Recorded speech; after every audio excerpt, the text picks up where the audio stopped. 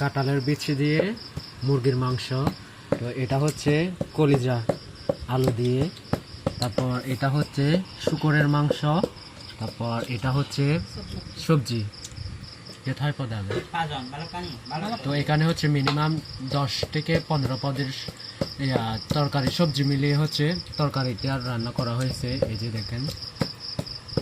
তো এটা হচ্ছে চকচক শামুক।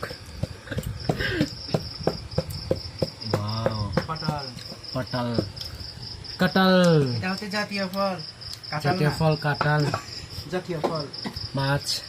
তো এটা হচ্ছে কাঁঠালু শাক। এই যে সাথে মরিচ মরিচ দিয়ে মাছ। না, এটা হচ্ছে চাকমাদের জাতীয় মরিচ বাড়িয়ে।